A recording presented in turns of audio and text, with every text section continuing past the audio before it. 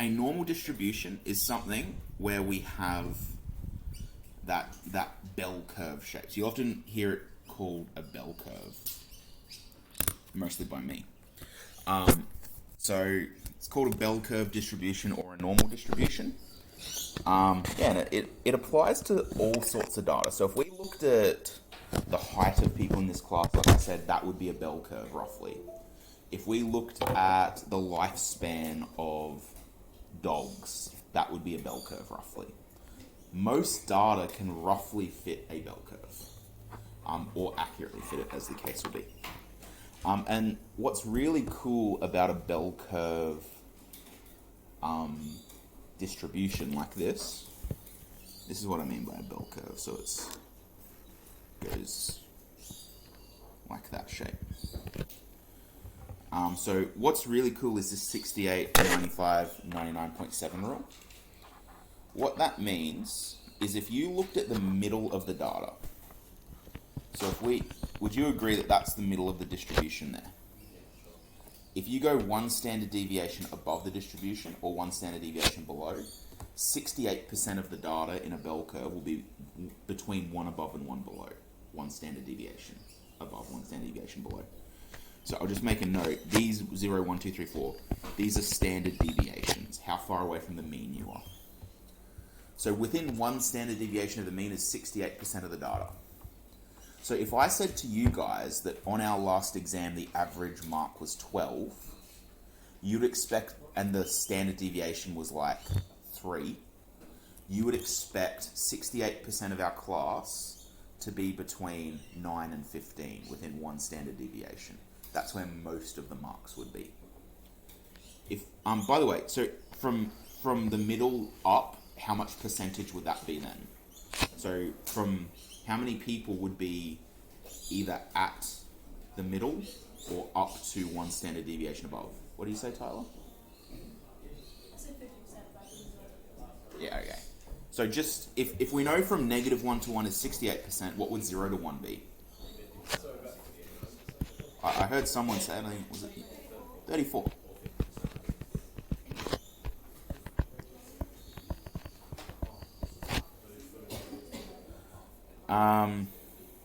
Next one. Now within 2 standard deviations, there would be 95% of data.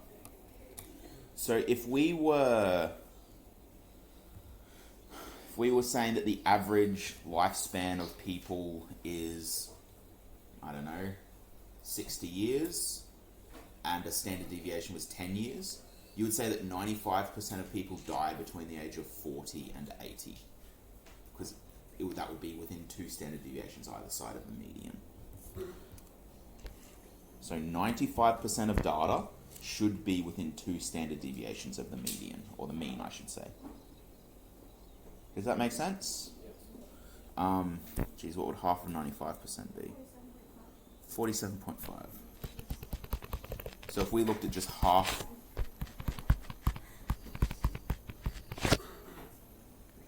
By the way,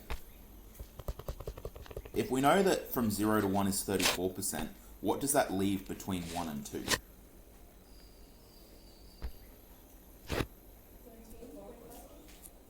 Yeah, 13.5. So these percentages, would that only work for this specific graph? A normal distribution, yes. It only works for normal distributions. But, so anything that is in that bell curve shape. Okay, or wouldn't like different bell curves like... No, always works. So if this was out, see how that one has like quite a tall peak? If this was my bell curve, that would still have 95% of data within 2 standard deviations of the mean. Luca. So 47.5 is from the one end. From 0 to 2 standard deviations above the mean. If this was our bell curve,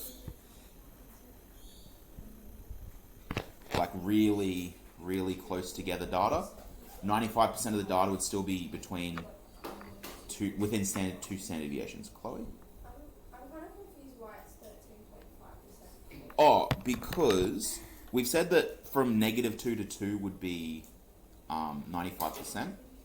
So that means from 0 to 2 would be half of that. So that would be the 47.5%. What, wouldn't that be 0 to 1?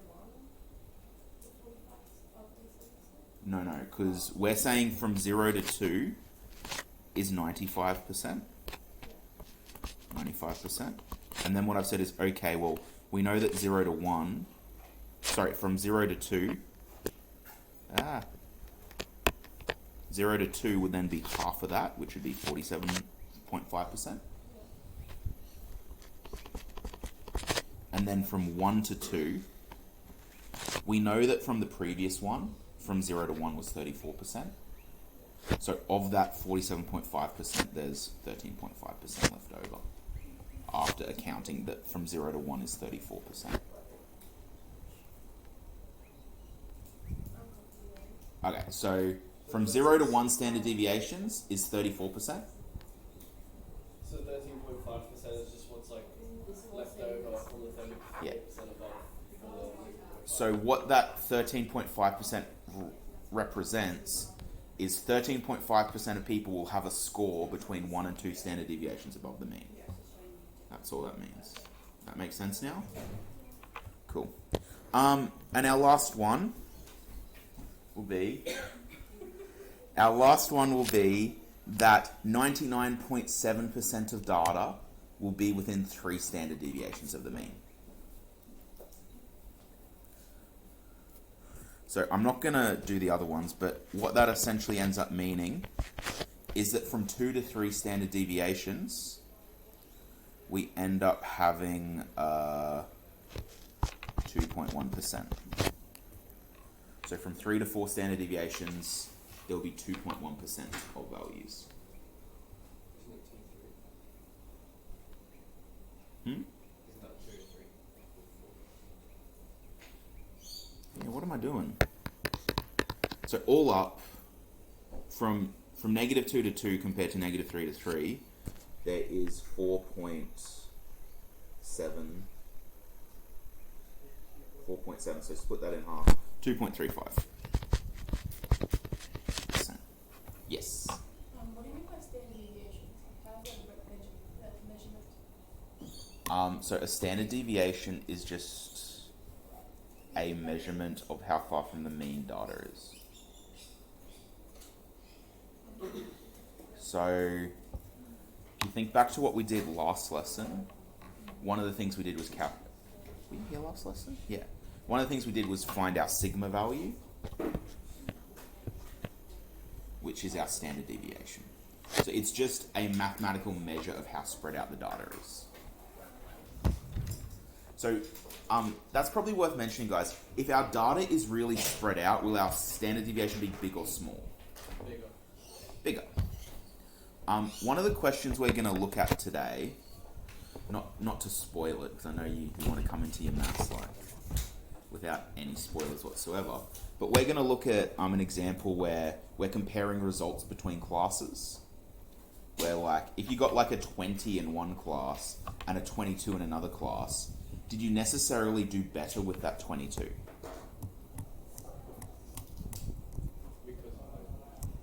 Compared to everyone else, I mean.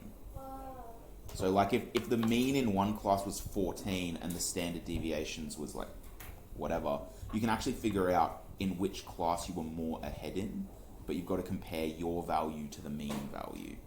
And we're going to look at that, like I said, coming up. Okay, so let's have a go at doing what we just put. Am I having a stroke? Using what we just learnt into practice. There we go. So, experience has shown that scores obtained on a commonly used IQ test can be assumed to be normally distributed. Now, this is a big thing, guys. Anytime I want you to use your normal distribution rules, there will be somewhere in the question, it'll say it is normally distributed.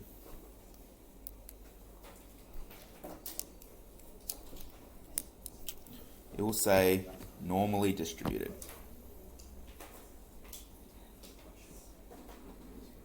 Tells us our mean is 100 and the standard deviation is 15. Remember, mu means mean, and sigma is our standard deviation. So if I was to plot this IQ test, it would look something like this. What's my what's my mean? What's in the center of all of my IQ values? 100. If I went one standard deviation up, what would the IQ value one standard deviation above the mean be? 115. What about two standard deviations? 130, and three standard deviations would be 145. What about one standard deviation below? Yep, 85. Two standard deviations below? 70. And then three standard deviations below would be 55. Because you're going to have to get used to drawing these. Yeah. It comes with practice. Okay. Wow.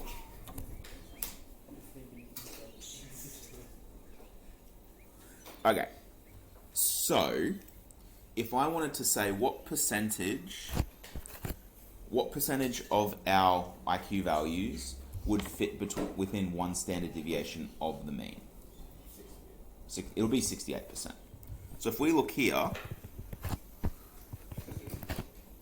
one standard deviation, within one standard deviation of the mean would be that central bit. So I could say,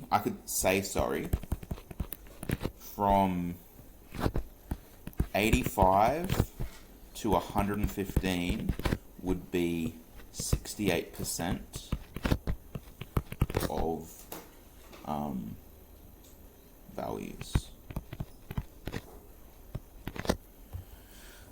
So, about 68% of people in this survey had an IQ between 85 and 115.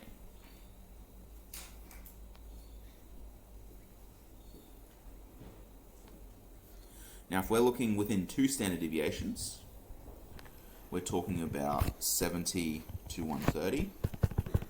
And put dots in that one. So from 70 to 130, what percentage would that be? 95%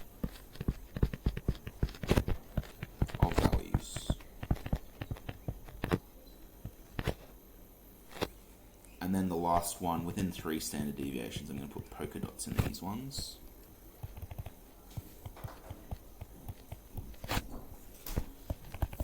So from 55 to 145 would be 99.7% of values. Given that information, do you think it is likely that someone would have got a IQ of 150? Is it possible? Yeah. Yes. Is it likely? No. What about someone getting an IQ of 120? That's very likely that someone got an IQ of 120. What about an IQ of 40? What about an IQ of 200? Very super. Yeah. Looking at that distribution, it is verging on impossible, I would say, based on that data. Okay, here's a question for you. What's the probability that someone's IQ was greater than 115? Does anyone have a thought how we might solve that? Oscar? So, other side of the original line is 50%, right? Yes. So if we, okay, I like where you're going with this. So we know that if this is our distribution, we have 100 in the middle, and we're asking if the IQ is above 115. So which half are we looking at? The bottom half or the top half? That's The top half. yeah, yes. I was just thinking center right. Okay, so because we're looking at the I probably made this harder than I meant to. How much of our data is below 100? 50%. And then 50% is above it. So if I wanted to find the probability that someone had over 115, I would essentially take the upper half, which is 50%, and I would minus away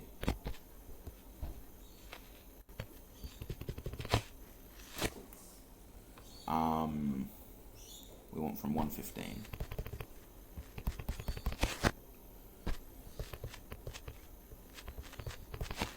How much of the data is between 100 and 115? 34%.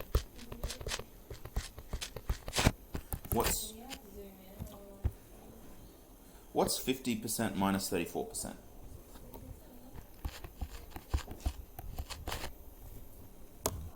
So the probability that someone has an IQ of greater than 115 is 16%.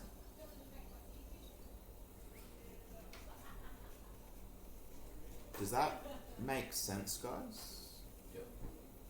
We're just using the properties of, similar to how in the last topic we can use the fact that it all adds up to 1, we can do the same thing here. Because this once again is a probability distribution, it has to add to 1.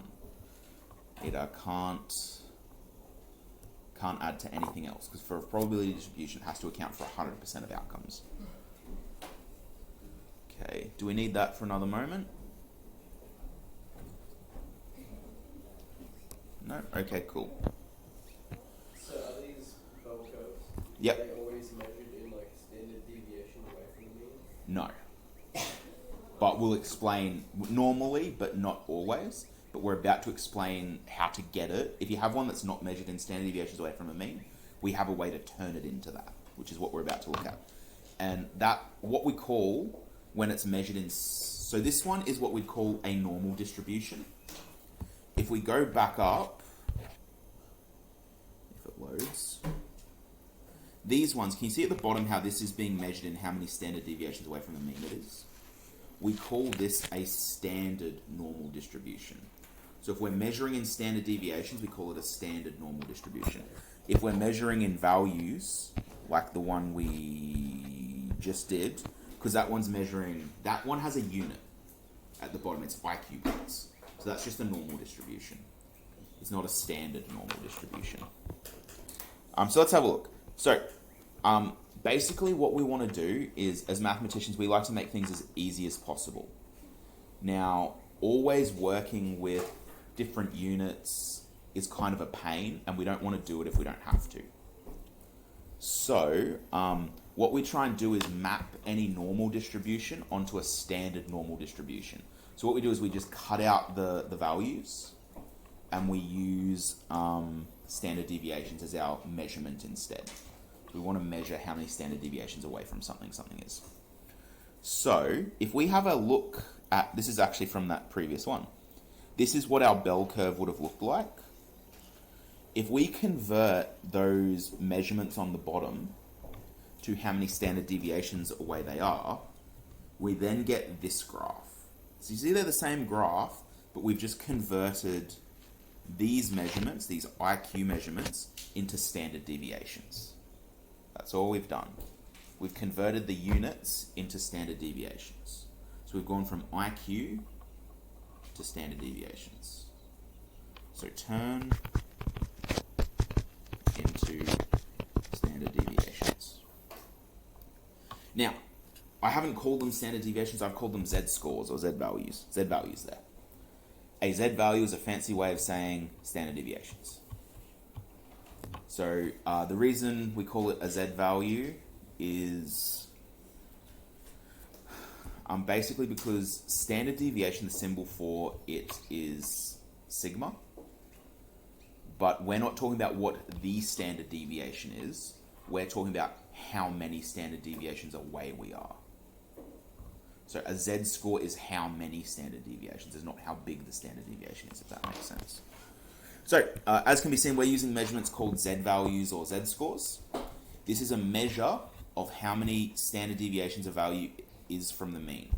For example, if a piece of data was 2.4 standard deviations above the mean, it'd have a z-score of 2.4. If that piece of data was instead a standard deviation below the mean, its z-score would be -1. So a positive z-score above the mean, a negative z-score below the mean. The z-score tells you how many standard deviations away from the mean it is. Does that make sense? So, Gemma, I'm going to pick on you. If I told you that you had a z-score of -2.1, what does that mean? It's Below? How many? 2. 2.1. And 2.1 what's? Z scores. No, other way around. Standard deviations. Oh, yeah. So a z-score is a measure of how many standard deviations above or below the mean a piece of data is. So if I told you, Casey, that you had a z-score of 1.8, what does that mean? Yep, okay, so if I was saying we had a mean of, now we'll get into that. I won't jump into that yet. So we have a z-score formula. This is a cool formula, we're going to use it a lot. The z-score. This basically lets us swap between z-scores and raw data. The way this works, the z-score is equal to your value x minus the mean mu divided by sigma.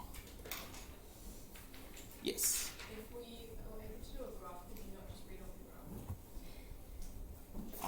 Like the ones before. Yeah, in a simple situation, yeah, you could. What you're going to find, though, is we're going to do ones where, like, A, you won't be given the graph, and B, the mean will be something like 2.1, and the standard deviations will be 0.038. And then trying to, like, sort out that is just going to be a nightmare. And that, reading off the graph works easy if you're only using whole standard deviations, but if you need to then calculate that something's 1.83, has a z-score of 1.83, that's really hard to do just reading off the graph. I would say impossible to do. So, let's have a go at using this rule, guys. We ready? We focused? Ready for some maths? Are there any questions about that rule before I go on? So z equals x minus mu over sigma. Mu is our mean, sigma is our standard deviation, x is whatever value we're talking about. Because remember, a z-score relates to a particular value. Okay, so our maths class ran the 100-meter sprint. Good work, guys. The average time was 17.3 seconds with a standard deviation of 2.1 seconds. So A, calculate what values 95% of our class would fall between. 95% of values fall within how many standard deviations? 2. So our lower value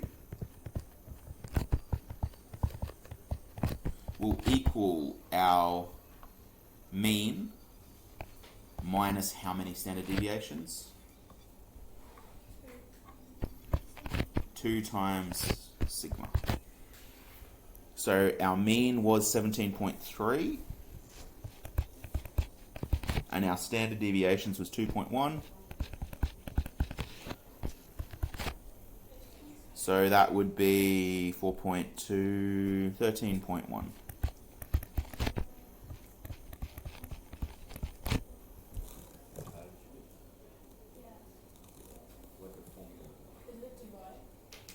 This is more to do with what we did on the previous page. We're not using the z-score rule yet. All I'm saying is that the lowest value, because 95% of data is within 2 standard deviations of the mean, all I'm doing is looking at the 2 standard deviations below the mean to find my lower Oscar? I was just gonna say, if you just like write a graph and the table thing might help you. You could do it that way. Because that's what I do. I can do it that way as well, Tyler. Yep, there you go. I think Oscar might actually have a good idea. Sorry, that was more savage than I meant it to be. If we drew the graph of our class, what value's in the middle? 17.3. What's one standard deviation below it? 15.2. So you take one standard deviation away from it, which would be 15.2.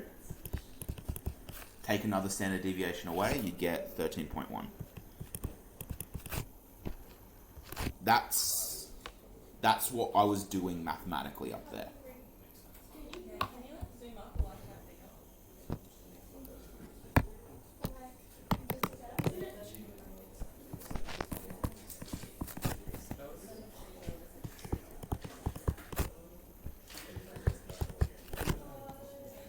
Okay, what would be one standard deviation above the mean? 19.4. Two standard deviations above the mean? 21.5.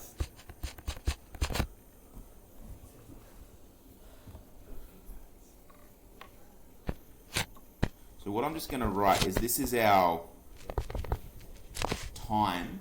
But if underneath it we wrote the Z scores, what's the Z score at 17.3? How many standard deviations away from the mean is 17.3? 0. How many standard deviations away is 19.4? Yep, and 21.5? 15.2? -1, and then -2. So that's our time and that's our Z scores. And we know that 95% of values would be in there. So our upper value will equal 21.5. So we can say 95% of values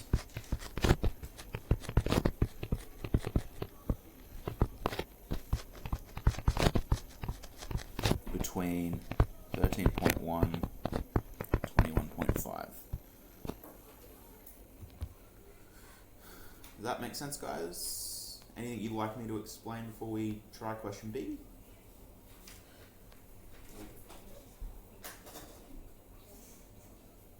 So you're really asking about with that slow time. Oh, I guess. You're enjoying those wings, aren't you, sir? Huh? You're enjoying the wings, aren't you? Okay, let's do B. So Oscar took 20.2 seconds to determine his Z score. So we're going to be using that rule we just learnt about, the Z equals X minus mu over sigma. What is our Z score? Do we know it? Do we know what Z is? No, it's a question mark. What is our X value? Yeah, the 20.2. 20.2, Oscar's time. What is our mu value? 17.3. And what is our sigma value? What's sigma? What does sigma mean? Standard deviation, so 2.1.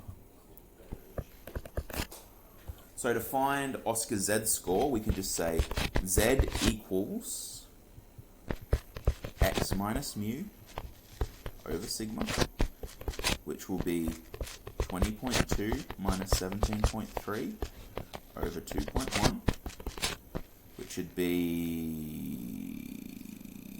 2.9 over 2.1. And what does that give us? Someone want to do it in your calculator? Time.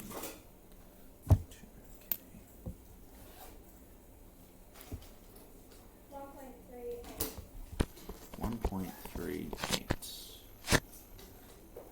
Now what units would I put on there? Trick question, no units. Because the Z score is just a measure of how many standard deviations.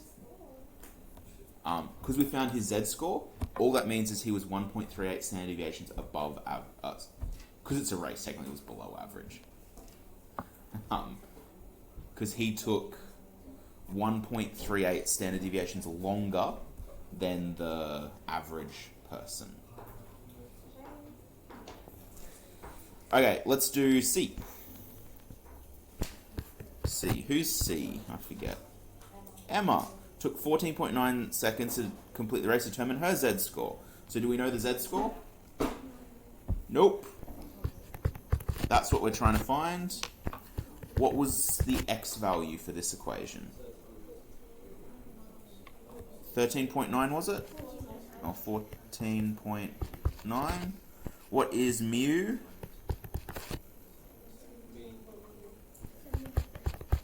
And sigma? 2.1 again. Getting aggressive. So Z equals X minus mu over sigma. X is 14.9. Mu is 17.3 over 2.1. Now, chuck that into your calculators, guys. What do you need to do if you chuck that into your calculator, though? Brackets at top. I think you guys are too good. I got negative 1.14. That sounds right to me. Does that make sense though, do you reckon? Because what does that answer mean? Negative 1 point. What was it, 1.14? What does negative 1.14 as a Z-score mean? Below the mean. Did she get a time below the average time? Was it about 1 standard deviation lower? A little bit more than 1 standard deviation lower? Because the standard deviation was 2.1. She was a bit more than 2.1 seconds quicker. So that answer makes sense to me. That's what I'd expect. Last question, guys. D. What do we got? Tyler finished the race with a time 2 point standard deviations above. Wow, I did Tyler dirty. So Tyler. I think it's still going to be a time of like under 20 seconds. Like it's not. Okay, so Tyler finished the race with a time 2.8. No, because 1.38 standard deviations above the mean, and I was 20.2. Oh, true. Okay, so Tyler finished the race with 2.8 standard deviations above the mean. Find her time. So this one's different because this time we know the Z-score. What is it? 2.8. The X value, however, is unknown. Mu is still the same, 17.3, and sigma is the same, 2.1. I really like this little formula. You will come across it a couple of times in your exam. It'd be something like if this was their Z-score and this was their time and this is the standard deviation, find the mean. Or if you have the other three, find sigma, find the standard deviation. It's quite a there's quite a lot of problems that this question, this type of thing will pop up in. So let's do it. So we know Z is equal to X minus mu on sigma. Before I sub in, I'm just going to rearrange this because what do we want to be the subject of this formula? X. So what might be my first step to making X the subject of the formula? Multiply by sigma. So sigma Z equals X minus mu. What would I do next to get X by itself? Plus mu to both sides. So X equals sigma Z plus mu, which would equal 2.1 times 2.8 plus 17.3. And what does that give us as an answer? 23.18. What would my units be? Would there be units? seconds because we are working with her specific time. We're not working with the Z value.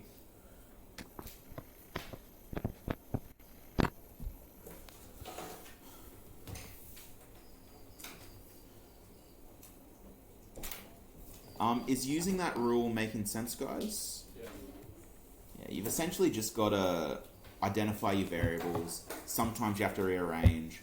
I think in the textbook questions I'm going to get you to do, there's no rearranging. You basically just go for gold. Okay, so no questions before we move on? No? Okay. Oh, that's right. I still have another whole question to go. I was about to send you off onto your textbooks. Let's have a look. So, I put a special McKeel question in and he didn't even come to school today. How sad. Special Place his name. is that mean Sorry? Kill his place, his name. Email it to him. Who wants to be in this question, seeing as McKeel's away? Luke, I'll tell Luke. Yeah, class school and average of 9. So you said a special McKeel question. Does that mean you're saying McKeel special or it's a special question? It was a special question just for McKeel. The same way there was a special Oscar question, and a special Tyler question, a special Emma question. Okay, let's go through this. So in the latest methods task, Luca got 14 out of 20, with the class scoring an average of 9 marks, with a standard deviation of 2 marks. In English, the exam was out of 40 marks, and the average mark was 28, with a standard deviation of 3. Luca was 1.5 standard deviations above average in English. Determine which class he scored higher in, and which class he did better in overall. So there's 2 things we want to find. We want to find which class he did better in, marks-wise, and which class he did better in compared to the class. So, because they're 2 different classes, what's going to be a way that we can compare them? Which one he did better in? Percentage. Not really percentage, no. They're the same. You could... this one's going to be hard to draw. What's the issue with comparing his methods result to his English result? Sorry? They're not out of the same score, yep. I'll be honest, I put that in there just to like make this harder. What else is difficult about comparing your maths result to your English result?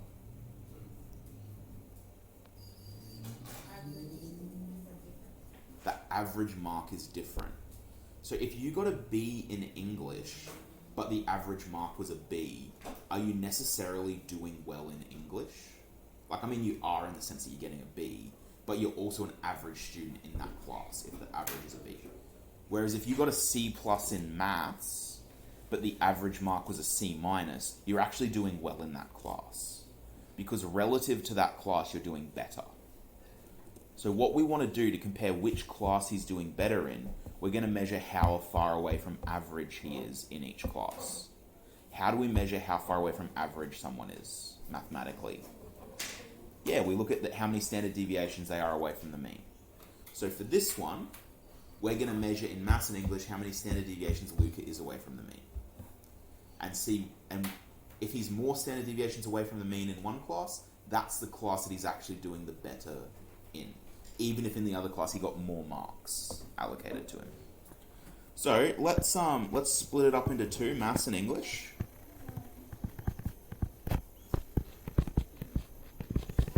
Let's focus on maths first. What information do we know in maths? Average of 9. So what symbol would we attach to the value of 9? Mean, so mu. Mu equals 9. What else do we know about maths? 14 out of 20. So x equals 14 out of 20. What's 14 out of 20?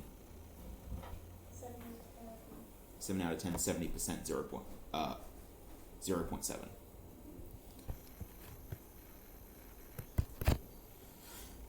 What?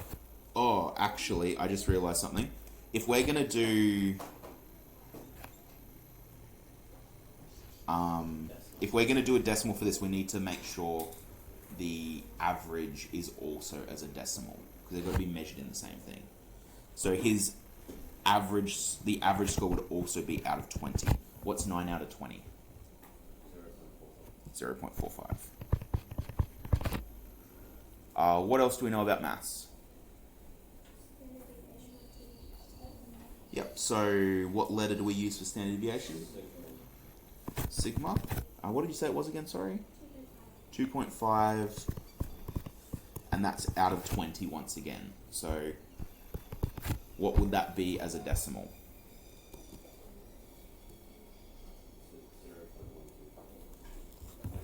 Yeah.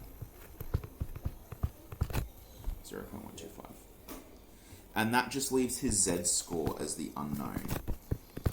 So this one will actually be pretty easy to solve. We're just going to say Z equals X minus mu over sigma. 0.7 minus 0.45 over 0.125. And what is that equal to? 2. So he has a Z score of 2. Has he done well in that class? Sure. Yeah, if he's 2 standard deviations above, he's doing better than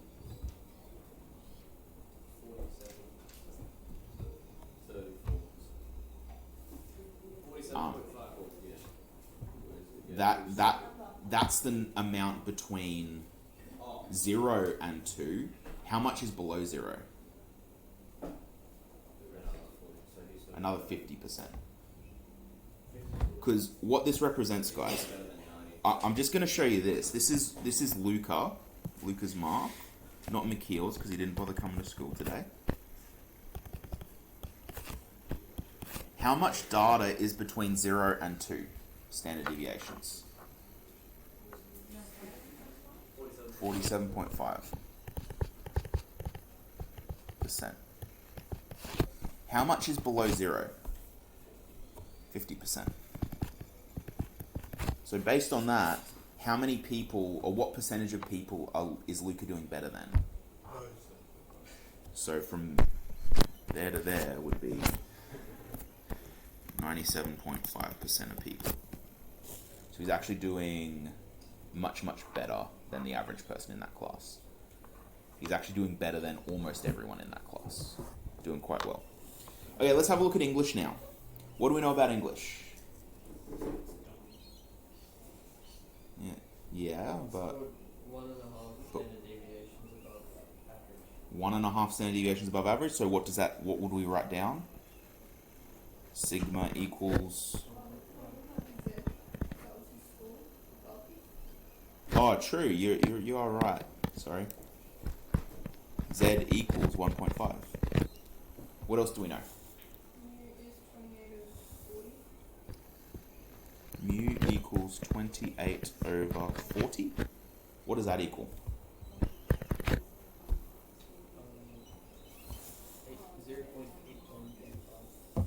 0.8125. What else do we know? Sigma is 3. And what would we divide 3 by? 40 again. And what will that give us? Hey, Sinead. It's wrong. Yeah, so just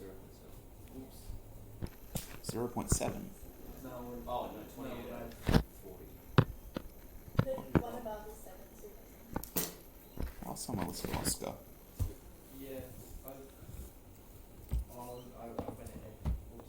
So what's sigma?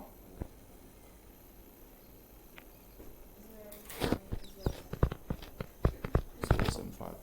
Huh. There you go. Okay.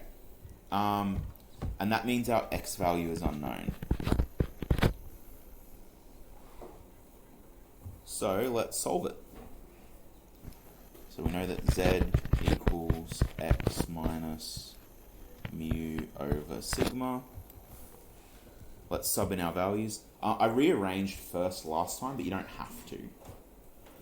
So 1.5 equals x minus 0.7 over 0.075 times both sides by 0.075. So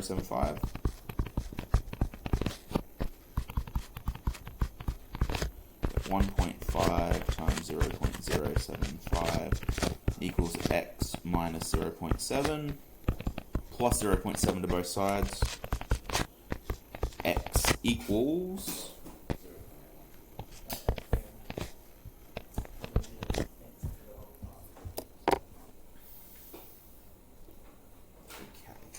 I'll give you a moment to catch up on that one.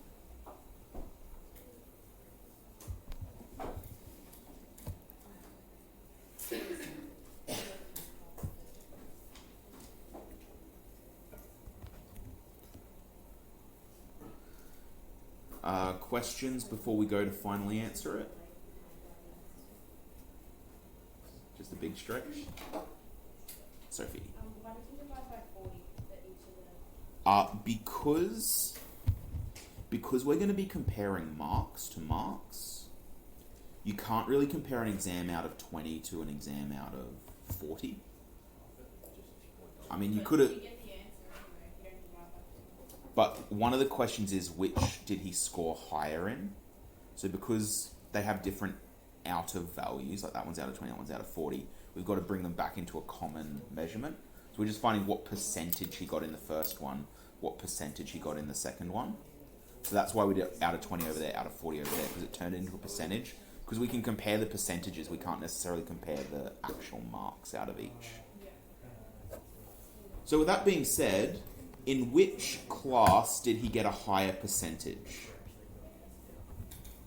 for his X value? In which class did he have a higher percentage? English. He got 81.25%, whereas in maths, what did he get? Sorry? 0.7, 70%. So, hello. Yeah, right there. So, Luca did better mark-wise in English.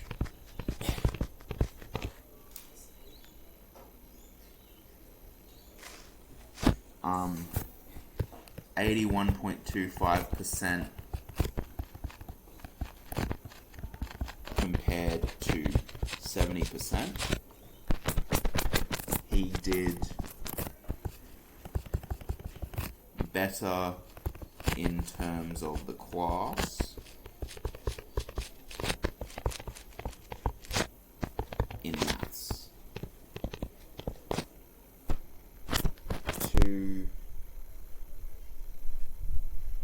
standard deviations above average in maths, 1.5 above in English. Does that distinction make sense as to how he did different? He did better even though he got a worse grade in maths? Yeah. Are we feeling confident with that split? Yeah. Cool. And I think that actually is the end now. Yeah. So, if you've got that down, guys, can I get you to go to page 633, I think it was? And I think it's like question 6 onwards. Question 1 to 5 I thought were kind of trash, so don't worry about doing them.